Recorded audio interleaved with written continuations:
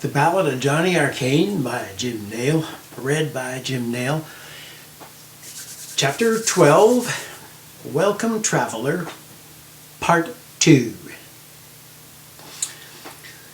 He woke with a start. Light was streaming in through the smoke hole. The day had begun.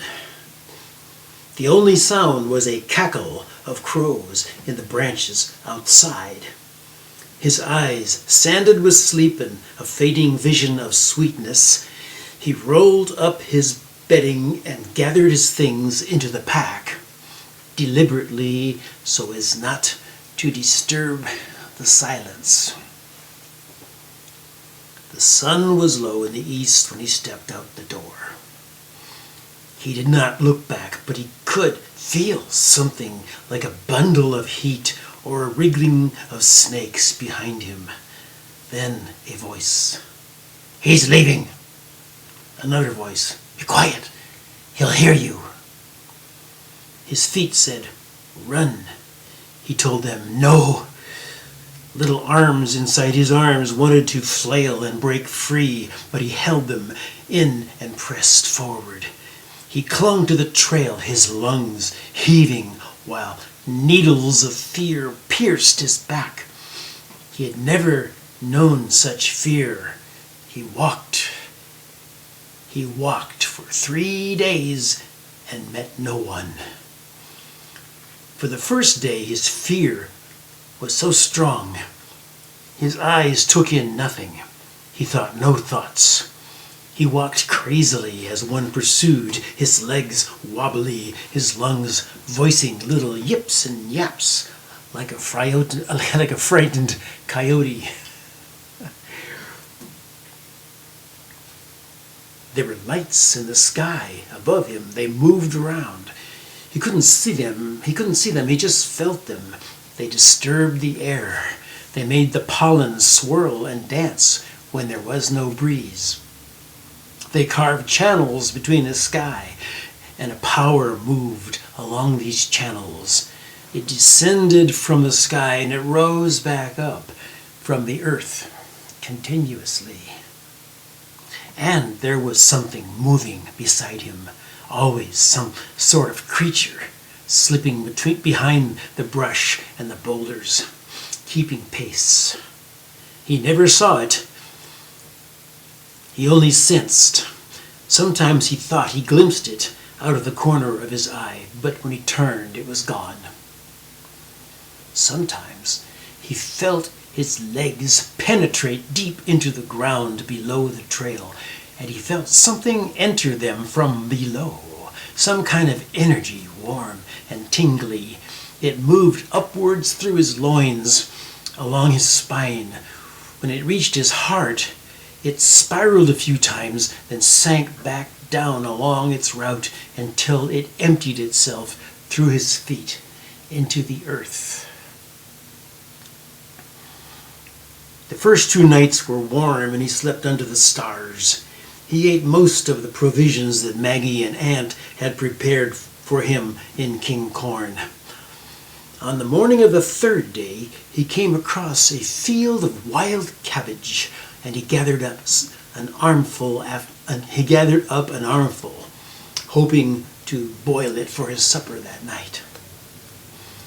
That day, the air grew cold, and the trail ascended into a thick, dark forest of firs. As nightfall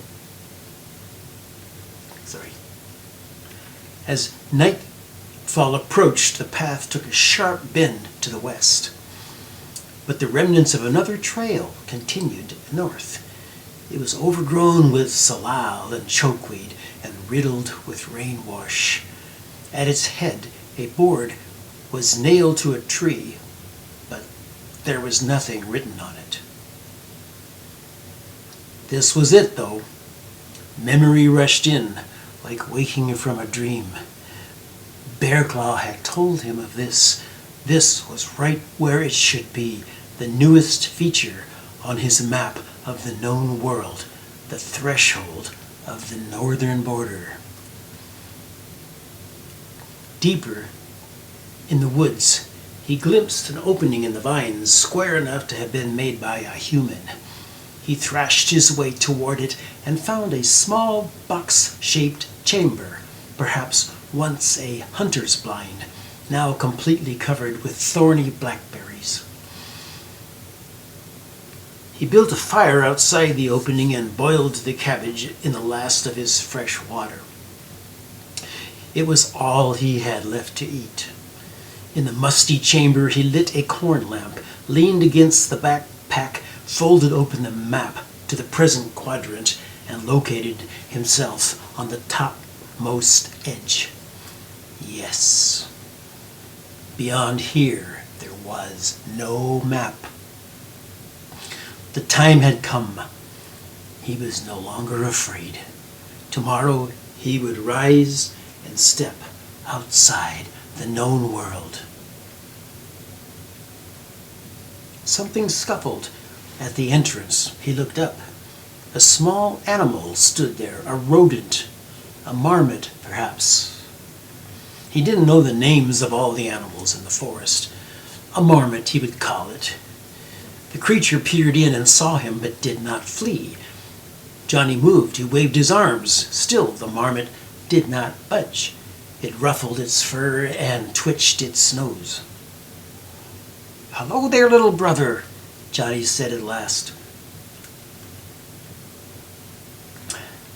"I think I'm in your house. You can come in.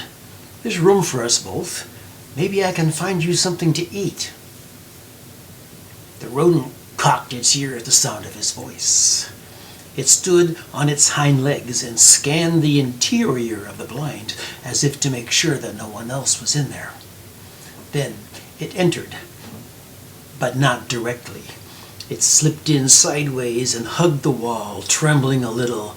It circled the entire enclosure, scratching on bits of leaves, sniffing the scat left by other creatures.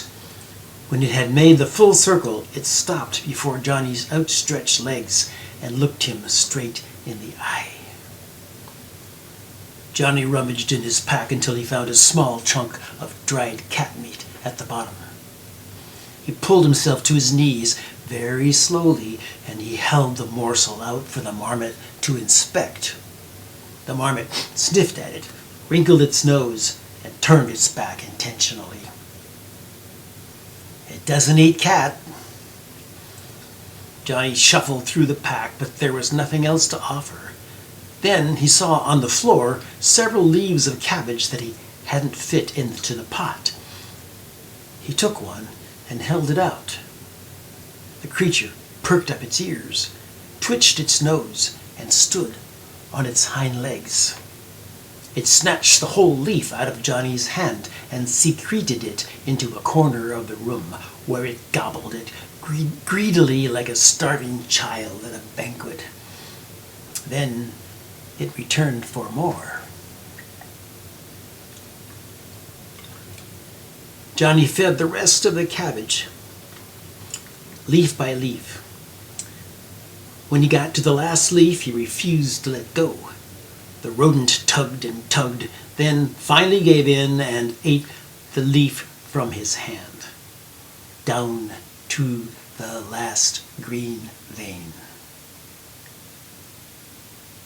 After that, they were both tired.